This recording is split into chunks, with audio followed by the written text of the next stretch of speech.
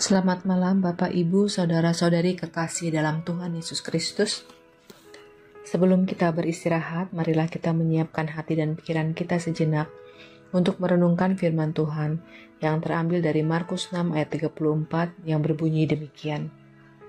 Ketika mendarat, Yesus melihat orang banyak berkerumun, maka tergeraklah hatinya oleh belas kasihan kepada mereka, karena mereka seperti domba yang tidak mempunyai gembala.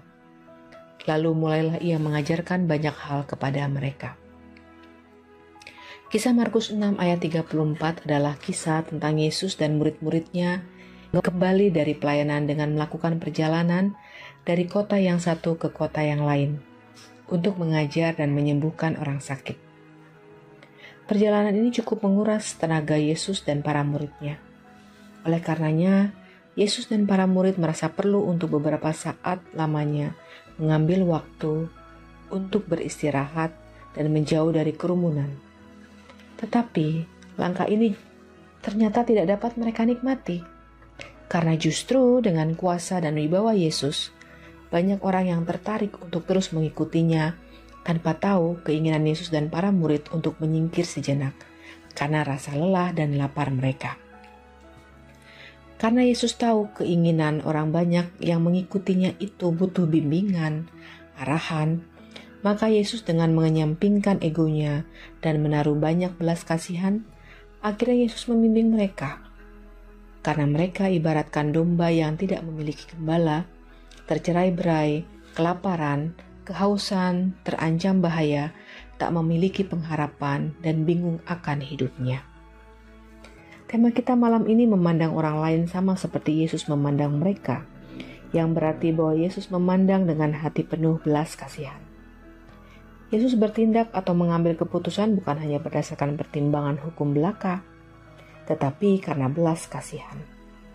Belas kasihan dalam dirinya menjadi dasar bagi Yesus untuk mengambil tindakan nyata bagi orang-orang yang membutuhkan pertolongannya, membutuhkan ajarannya dan membutuhkan bimbingannya. Belas kasihan inilah yang membuat Yesus menyampingkan egonya.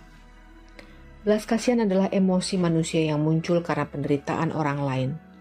Perasaan tersebut lebih kuat daripada empati dan umumnya memunculkan dorongan untuk mengurangi penderitaan orang lain. Dengan demikian, maka belas kasihan merupakan perasaan yang kuat dan diwujudkan melalui tindakan dan perbuatan kita terhadap orang lain. Dalam hal ini tercermin dalam ayat Alkitab melalui tindakan Yesus yang tanpa sungkan memberikan ajaran kepada banyak orang dan menyampingkan keinginannya untuk merehatkan diri sejenak walau penuh dengan rasa lelah.